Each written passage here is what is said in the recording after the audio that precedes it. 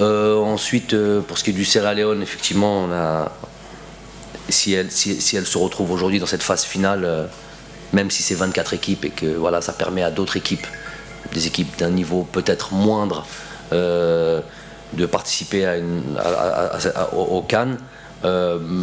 Mais le fait d'y être, ça veut dire qu'il y a quand même certains résultats. Ils étaient dans le groupe du Nigeria et du Bénin et je crois du Lesotho.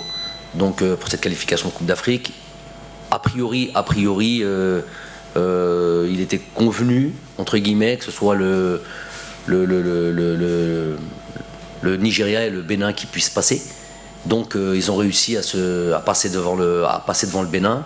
Ils ont notamment un match référence au Nigeria où ils ont fait 4-4. Un match à domicile où ils ont fait 0-0. Donc ça laisse quand même, ça montre très largement que c'est une équipe voilà, sur laquelle il faut faire très attention. De toute manière, je l'ai dit, on le répète maintes fois, il n'y a plus de petites équipes en Afrique. Les choses ont évolué, les moyens technologiques, la capacité de récupération d'informations.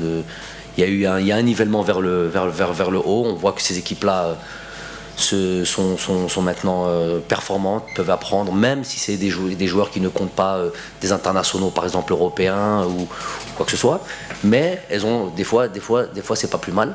Compter sur ses forces en présence, d'être tout le temps ensemble, de pouvoir bénéficier de stages autres que ceux alloués par la FIFA, et puis voilà, qui jouer dans le continent africain avec toutes les conditions que l'on connaît, climatiques, tout ce que vous voulez.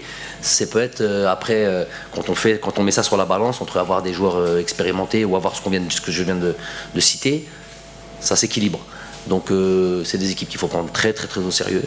Quand on regarde la capacité du Nigeria, c'est que des joueurs de niveau mondial, notamment offensivement. Nombreux jouent dans les championnats majeurs, que ce soit en Espagne, et puis arriver à tenir en échec 2 fois cette équipe-là, si là on n'est pas averti, on le saura jamais. Donc de toute manière, nous, tout le monde doit le savoir, c'est qu'on prend personne à la légère. Nous on prend tout le monde au sérieux, on considère tout le monde, pour toutes les raisons que je viens de vous donner, et puis tout simplement parce qu'on sait que voilà, si demain on baisse la garde, on peut le payer cher.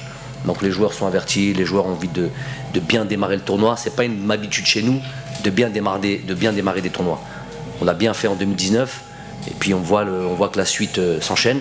Donc là aussi, on a envie de très bien démarrer en sachant que voilà, on va avoir un adversaire demain à une horaire particulière, conditions climatiques, on ne sait pas ce qu'elles seront, mais si ça reste comme aujourd'hui, comme je vous ai dit, ça nous va. Donc il va falloir être présent et ne prendre tout au sérieux.